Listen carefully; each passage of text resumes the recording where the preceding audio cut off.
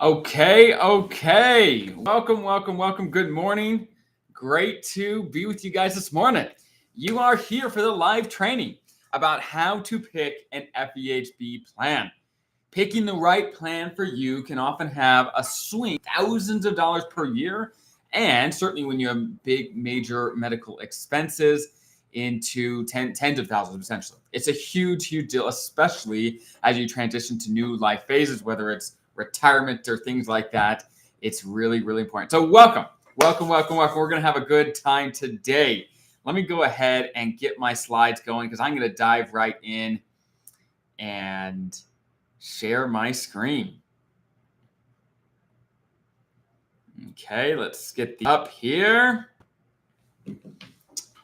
Okay, fantastic. You guys should be able to see my slides.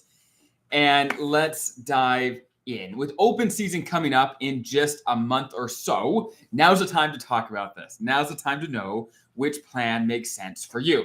Really quick intro on me. My name is Dallin Haas. I'm sure most of you know who I am if you're here. I am a financial planner. I serve feds just like you. We've done thousands of videos and articles all across the interwebs talking about your benefits and helping you guys maximize what you have. We've had tens of millions of views, downloads, etc. And then agencies from all around the country bring us in to train on retirement topics. So if you want us to come to your agency, talk to your HR, talk to your benefit training officers, and talk to them about bringing us in. Okay, it looks like I'm getting feedback that the screen is. Let's try this again. Going to share my screen. Okay, hopefully that is working. And Nathan from my team, let me know if that's not working, and we will go from there. Okay, very good. And long story short, my job as a financial planner is to help federal employees just like you maximize your benefits. Okay, perfect. And Nathan from my team, by the way, let me know. Okay, it's still not coming through. Well, that is lame. Well, very good. Well, the good news is, even if you can't see my slides, then today is not a super visual heavy day. Okay, so we're going to talk through the principles. Okay, even if it's not working, and we will go from there. Okay, so here's a couple of notes to know about your FEHB coverage. Okay, number one, for you to be able to keep your FEHB, your health insurance into retirement, which is one of the most important things that people want FEHB for. First, the government will continue paying their portion of the premium even in retirement, which is a great benefit. That is one thing that makes the government insurance so unique, is that they will keep paying the premiums. Most private sector plans may have great coverage while you're working, but when you're retired, they stop paying their part of the premiums. Okay, so having that benefit is huge in retirement. But to be eligible to keep it into retirement, you have to meet two criteria. Number one, you have to have FEHB for the 5 years before retirement. Okay, the 5 consecutive years before retirement, you have to be covered under FEHB. Now, there's a couple exceptions to that rule. Number one, if you have TRICARE during some of that time, that can help fill that gap. Okay, or if you have a gap in service, but all the time you were a Fed, you had FEHB, that can also be an exception. Or if you're married to a Fed and you were covered under their plan, their FEHB plan, that's an exception as well. Okay, long story short, though, you got to be covered under FEHB for the 5 consecutive years before retirement with those exceptions like I talked about. And of course, you also have to retire with what they call an immediate retirement, a type of retirement where you can get a pension right away. That is what you have to do to be eligible for FEHB into retirement. Okay. Now, what are the biggest factors when picking a FEHB plan? There's a few things. Number one, if you're close to a big life change, whether it's retirement or age 65 for Medicare, if you're getting married, having kids, if you're close to a big life change, you certainly want to target a plan that is going to fit your life stage. Okay, are you in the middle of having a family and having babies? Okay, you want to make sure your plan covers those things well. Are you in the middle of retiring? Are you going to be moving? Are you going to be on Medicare? For example, for Medicare, you want to find a plan that is friendly to Medicare. Some plans work really well with Medicare. Some don't really merge at all. Okay, so if you're close to a big life change, make sure you take that into account. Also, if you're on TRICARE, if you're a military retiree who is on TRICARE, do you need FEHB at all? That's a question to think about. Next, if you are, of course, still working, and in general, there's other things to consider. Number one, are there specific medications or treatments that are expensive you know are going to coming up for you? Do you have specific medical needs? Make sure, of course, your whatever plan you have takes that into account. Do you have specific providers? Do you want to make sure take your insurance? Especially when making a change to your insurance, you want to be looking through those things. Do the providers you want to go to accept the new policy you're looking at? Okay. Those are some of the biggest factors to do. Now, here's the deal. There are a couple major places to look for different plans in open season. Okay, there's a couple different places. And there's actually one place that is super, super helpful, okay, to look for plans. And the chat, at least, isn't showing up for me right now. So I'm going to show you guys how to find these tools. Okay, number one, for OPM has a tool. If you just Google OPM FEHB tool, it'll be one of the first hits. OPM's got a website where you put in just basic information about where you're at and a few things, and you can search through all the different plans available in your area. Okay. But honestly, what I certainly use, and what most people that really want to do a deep dive into this use, is a tool called Checkbook. Now, if you, again, into Google, if you type in Checkbook FEHB, it'll be the first hit.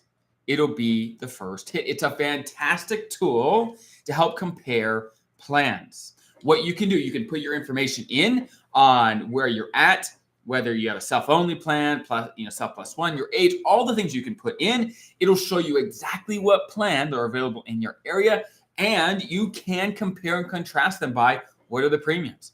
What if you have a really high expense year? How much would it actually cost you after you pay for all the deductibles and all those things? You can actually compare, okay, which plans would actually cost me more or less if I had a really low expense year, mid expense year, high expense year, or maybe you're on Medicare. You can search by plans that are friendly with Medicare. In my opinion, the Checkbook guide is by far the best. Way to compare. Now, most federal agencies, I guess I wouldn't say most, a lot of federal agencies actually pay for you to have access to this guide. Now, this guide is not a government guide. It's a private company that provides it, but most agencies actually pay to have their employees like you guys have access to it. Now, I don't know if yours does. You can check with your HR, okay? And maybe you already have access to it for free. Even if you don't have access to it for free, though, it's like $15 or something like that. Maybe they changed their prices, but last year around they were $50. It's very, very inexpensive.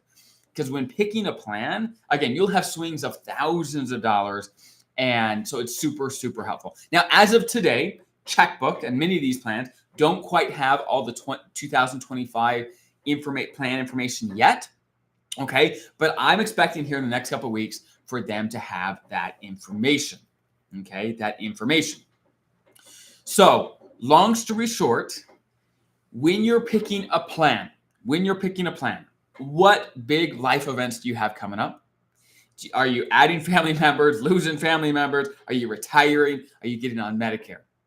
Are there certain providers you need, certain medications, certain treatments you want to make sure are covered well? Those are some of the biggest factors to consider. Okay? Now, if any of you have not heard about a high deductible health plan, HDHP, high deductible health plan, and you're in pretty good health, meaning you never really hit your deductible, a high deductible plan, while it does sound scary, hang with me, while it does sound scary, can be an incredible option for you, okay? Because long story short, if you on YouTube have ever watched any of my videos about HSAs, health savings accounts, they are an account. I'll do a brief summary. They are an account where you can put money in, get a tax deduction, and the money can come out of that account completely tax-free. And over time, you can accumulate money in that account and actually invest it tax-free as well. It's an incredible account for tax savings, paying for medical expenses in the future. It's a great thing to have, but you can only use it if you have a high deductible plan. So the general principle is, if, number one, you never really hit your deductible, you generally have low expenses, I would, this coming open season, look into a high deductible plan. You don't have to pick one if you don't want to. If it's too scary for you or there's not a good one available in your area, just depends. No problem, but at least look into it. I've seen people save thousands of dollars every year in just premiums alone and all the tax benefits of using an HSA, and they can get that money working for them and growing and paying for expensive medical treatments in the future. For example, I know a lot of people who save into HSAs that put money aside during their career, and they really don't use it much during their career. But once they get into retirement, once they get older and they're in the most expensive times of their life for medical expenses, they've got this big account saved up that's completely tax-free that they use to fund, again, the most expensive medical expense years of their life. Okay. Now, one thing I'm going to mention here is, if some of you are close to Medicare, okay, I'm going to talk about Medicare just a little bit. I've got videos on YouTube, by the way, on a lot of these things, a lot of these topics, so you can find more details, but I'm at least going to paint the big picture, okay, the 10,000-foot view of what things to keep in mind. Number one, most federal employees, when they approach Medicare, if you're already retired and you are approaching age 65 for Medicare, most federal employees get on Medicare A and B. Okay, Medicare has lots of parts, but what most federal employees end up doing is Medicare A and B.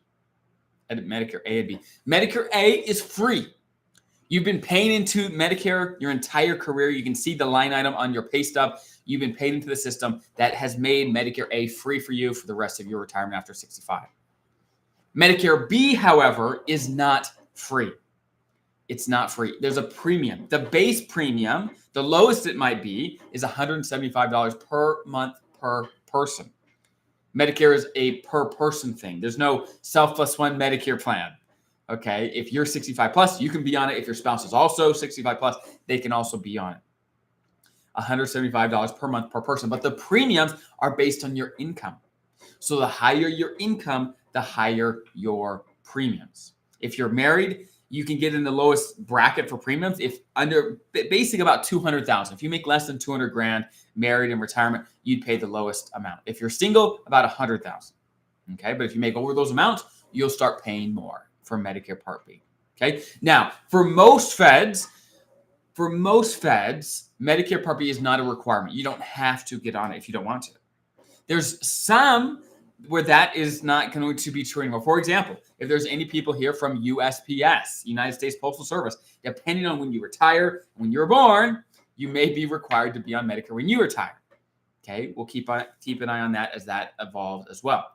Okay, but most feds are not required to be on Medicare. Now, the other exception to that is if you're on TRICARE. If you're on TRICARE, again, military retiree TRICARE, you will be required to be on Medicare Part B.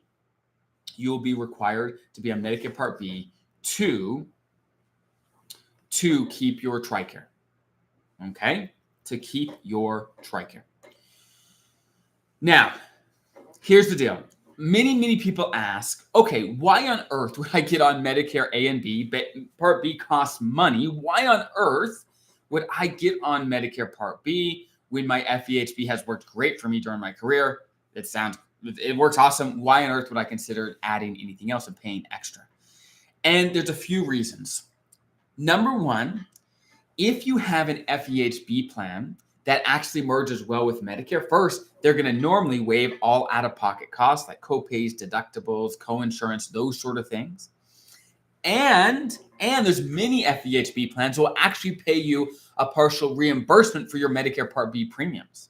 For example, Blue Cross Basic, as of 2024, pays about $800 per person per year if you're on. They'll pay that to you if you're on Medicare B, Medicare A and B, because they become secondary and they love that. So they'll pay you some money. So if you find a good FEHB plan that merges well with Medicare, then you can actually find a very cost-effective combination and then have double coverage, meaning you have Medicare that picks up first and your FEHB plan that picks up second. For most of the time, for most people, that means they have basically no out-of-pocket costs throughout retirement, which is an incredible place to be. Now, does Medicare make sense for everyone? No, it doesn't, especially if you're a really, really high earner in retirement. You're way up in the Medicare bracket. You're paying a lot more than the base premium. It may not make sense, but food for thought. Food for thought. Okay? Now, let's do this. The slides, again, they weren't working on this live for whatever reason, right? I wasn't able to share my slides. So we're going to keep this live super, super short. And then probably deeper into October, maybe November, when we're in open season, we'll be able to do another one of these and take more questions, do more things when everything's working. Okay? But let's answer some questions, okay? Let's answer some questions. We got a question here that says, is there an age where despite being healthy, it doesn't make sense to do a high deductible plan and benefit from an HSA? Great question. So if you are healthy, you really never hit your deductible, you really don't have high medical expenses, I would at least consider it. Now, again, depending on your location, maybe there's not a high deductible plan that is actually available and good for your location. I don't know. Or maybe the providers that accept that certain insurance aren't the ones you want to go to, right? There's other factors, but assuming none of those are an issue, I would at least look into it. I'd look into it. It can be a great benefit. Okay. Next, I would love to know the top FEHB plans that work best with Medicare A and B. Okay, good question. So we are in the middle of a big change in all this. Okay, so certainly once all the 2025 plan information are fully available, I'm sure I'm going to have different answers. But over the last couple of years, some of the most popular ones that have worked really well with Medicare A and B is Blue Cross Basic is a very common one that people use with Medicare. There's Aetna Direct is another common one. Those are probably the two most popular I see with Medicare. But more and more, many FEHB plan providers are actually providing Medicare supplement plans. Okay, meaning it's still within your FEHB program, but it's specifically to supplement Medicare. Specifically to supplement Medicare. So I would look into some of those as well that are available in your area. Okay. Next, someone says, if a spouse has VA healthcare, can only one spouse enroll in Part B? Yes. So if one spouse enrolls in Part B, the other one doesn't have to. Okay, again, it's an individual thing. So you're not required to have both of you on, unless, of course, one of you has TRICARE and you want to keep TRICARE. That's different. But assuming you're not required to be on Part B, then you and your spouse can do it differently if you want. Next, USPS here. What are your thoughts on the Advantage plans within the new Postal Service health benefit program? It's a good question. So these are very new plans, by the way. So I do not consider myself an expert in them because a lot of these other plans I've been dealing with for years and years and years. These new plans, I get experience as I see clients actually using the plans. And I don't have a ton of clients that have had years and years of experience with these because, again, they're so new. And so I don't want to give my rubber stamp of approval for anything that I haven't actually seen people use in real life, right? Theory is one thing, but real life sometimes is different. So on paper, the Advantage plans that are coming through seem to be good deals. But again, make sure it makes sense for you. Okay, next, if I have 100% VA disability, what should I enroll in besides Part A and B? I'm enrolled in FEHB and TRICARE Select. Okay, wow. So if you have this person has VA disability, which means you have access to the VA coverage, right? You can go to the VAs and get basically anything done you need basically for free. And you have TRICARE and you have FEHB. You've got coverage out the wazoo. Okay, you've got coverage out the wazoo. That is a lot of coverage. Most people in that situation rarely keep FEHB because keeping TRICARE means you have to get on Medicare A and B. You have to. And you got to pay those premiums. So it's very rare that I see people also keep FEHB because, again, in your situation, you have the VA coverage, you've got TRICARE and Medicare. It's very rare I see people who also want the FEHB. Now, I don't know your situation, but food for thought, right? You've got a lot of coverage, a lot of coverage. Next, does it make sense to get FEHB if I already have TRICARE for military retirement? Okay, no, good question. So if you have TRICARE from a military retirement and you don't have FEHB right now, the only reason I see people do get FEHB is to have more choice for providers, right? Maybe in your area, the people that take TRICARE you really don't like using, you want more options. Then sometimes FEHB may make sense. And there's actually a cool option where this option only really counts if you have TRICARE. But if you have TRICARE, as long as you enroll in FEHB before you retire. So for example, let's say you're retiring middle of next year, 2025.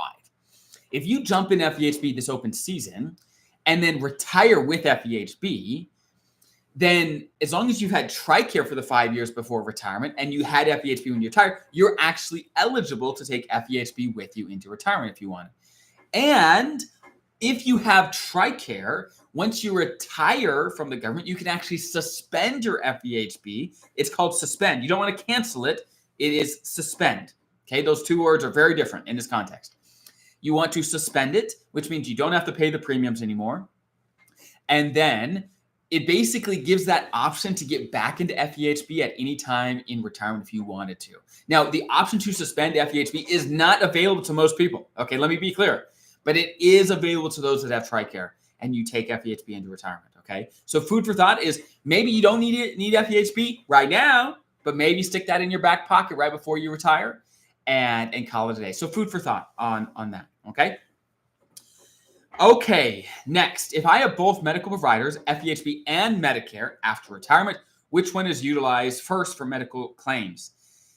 So good question. Medicare becomes primary and FEHB is secondary. Okay, that is the order that happens. Okay, next, as a federal employee with a spouse on FEHB who has started Medicare A but continues on my FEHB plan and opted out of Medicare Part B, is there a more cost-effective way as we have high income? Okay, so if you have high income, meaning as a rule of thumb, if you're in the top, let's say 3 Medicare Part B brackets. Now, I would, if you're getting close to Medicare, Google Medicare Part B premiums. You're going to find a chart that says, hey, if your income is this is what you're going to pay, okay?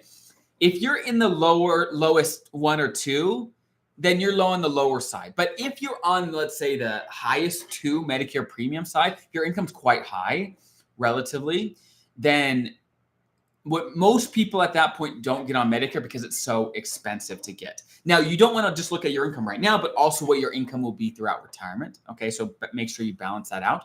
But if you don't want to get a Medicare Part B, there's not like another option. That doesn't exist really for most people. It's just, you just keep your FEHB and that's it. You don't get on Medicare. That's more normally the decision for super high earners is they just keep their FEHB, make sure they have a plan that works for them, but they just don't get anything else is normally what happens. Okay.